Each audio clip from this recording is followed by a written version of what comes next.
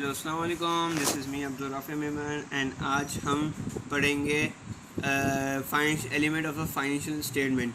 Element of financial statement किसको कहते हैं? एलिमेंट फाइनेंशियल स्टेटमेंट यानी जो हम एक स्टेटमेंट बनाएंगे रिलेटेड टू प्रोडक्ट जिसकी सारी, तो हम उसमें ये 5 चीज़ें इंक्लूड करेंगे। वो आता है एसेट, लायबिलिटी, कैपिटल, एक्सपेंस और रेवेन्यू। ठीक है, अब हम पहले इसको सीक्वेंस वाइज पढ़ते हैं। पहला आता है एसेट। एसेट होता क्या है? एसेट होता है असल में आपको जो फ्यूचर इकोनॉमिक बेनिफिट देता है, यानी जो भी इक्विपमेंट, जो भी प्रोडक्ट, जो भी रिसोर्स यानी जो आप रिसोर्स यानी जो आप ख़रीदते हो बिज़नेस के पॉइंट ऑफ व्यू से, उसको हम रिसोर्स कहते हैं। जो भी रिसोर्स आपको फ्यूचर इकोनॉमिक बेनिफिट दे रही है यानी आपको प्रॉफिट दे रही है, यानी आप जिसके ओन हो, उसको हम बोलते हैं एसेट।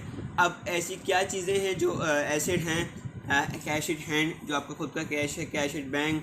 ठीक है, एक होता है फिजिकल कैश। अब जब भी लिखा हुआ है ना कैश एट हैंड, यानी आपका फिजिकल कैश है, आपके हाथ में कैश है।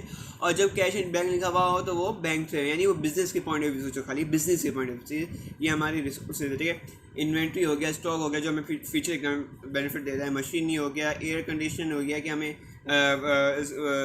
डिपार्टमेंट में लगा हुआ एयर कंडीशनर जो हमें इनडायरेक्टली दे रहा है लेकिन फ्यूचर इकोनॉमिक दे रहा है। ठीक है, फिक्सचर्स हो गए जो प्रोडक्ट में अप्लाई हो रहे हैं, बिल्डिंग्स हो गई, जिस बिल्डिंग में जैसे कि मैंने एक फैक्ट्री ली, भाई फैक्ट्री को बनाने के लिए मुझे एक स्ट्रक्चर चाहिए होगी, पूरे ये जो फैक्ट्री है ना वो मेरे एक तरह से बिल्डिंग है, वो उस बिल्डिंग के अंदर मैं काम कर रहा हूँ। ठीक है, और बिल्डिंग हमारा और भी चीज़ों में इस्तेमाल हो सकता है और एक्सेट्रा, जिसके आप ओन हो और जो आपको फ्यूचर इकोनॉमिक बेनिफिट दे, उसको हम एसेट कहते हैं। अब आते हैं लायबिलिटी की तरफ। लायबिलिटी क्या कहता है? लायबिलिटी इज ऑब्लिगेशन, एक जिम्मेदारी है। ठीक है, to transfer economics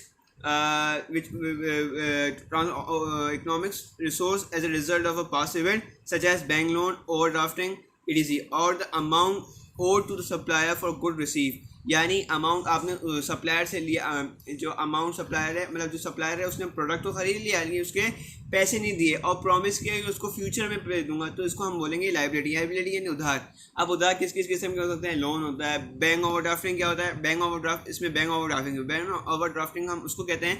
for suppose आपने अपने एक सप्लायर को या किसी सप्लायर को आपने अपना चेक दिया, जो आपको सप्लाई कर रहा है उसको आपने चेक दिया कि भाई 20,000 का 50, 60, 70,000 का चेक है। ठीक है, और आपके अकाउंट में 30,000 रुपीज़ पड़े हुए हैं। ठीक है, तो अगर आपने बैंक ओवरड्राफ्ट किया होगा यानी बैंक से डीलिंग की होगी कि भाई मैं जो चेक दे रहा हूँ ना, उसको जो आपको बस चेक देने आया आपको बैंक को, तो आप उसको वापस नहीं करेंगे। यानी कहने का मकसद मेरा ये है, बैंक ओवरड्राफ्टिंग यानी जो अगर मेरा जो कस्टमर होगा, मेरा जो सप्लाई होगा, मैं उसको चेक दूंगा। ठीक है, वो चेक जाएगा बैंक वाले के पास।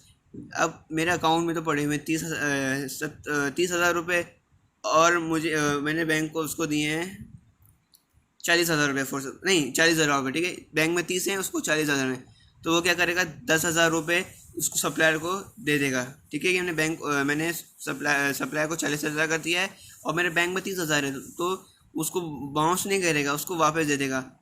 और फिर मैं जाऊंगा और फिर मैं उसके पेमेंट पे कर दूंगा 10,000 रुपये।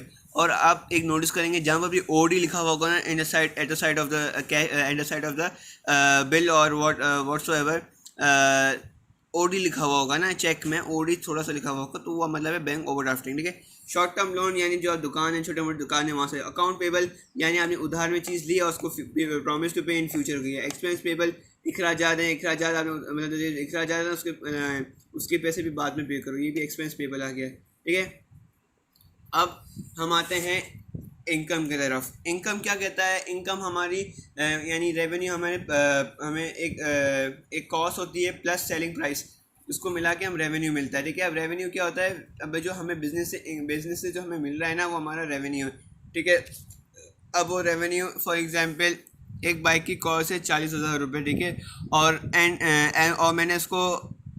मैंने इसको पब्लिसिटी तो करूँगा, तो पब्लिसिटी लगाने के लिए मुझे एक्सपेंस चाहिए 5,000 रुपये का। ठीक है, तो मेरा टोटल हो गया 45,000।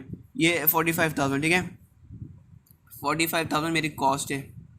ठीक है, मेरा एक्सपेंस है।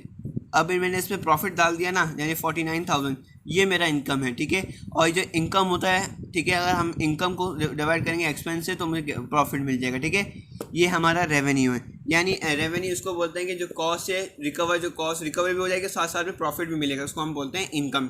ठीक है। Next move toward the capital. Capital होता है एक ऐसा अमाउंट जो हमने बैंक में बिजनेस में इन्वेस्ट कर रहे हैं, ठीक है। पे एक्सपेंस जो बिजनेस से इंक्योर होती हैं, जो बिजनेस से आती हैं, फॉर सपोज इलेक्ट्रिसिटी हो गया, हीट हो गया, फ्यूल हो गया, ट्रांसपोर्ट के लिए फ्यूल हो गया और एक्सेट्रा, ठीक है। रेंट हो गया, प्रिसिपिटेशन हो गया, ये सारी चीज़ें, ठीक है।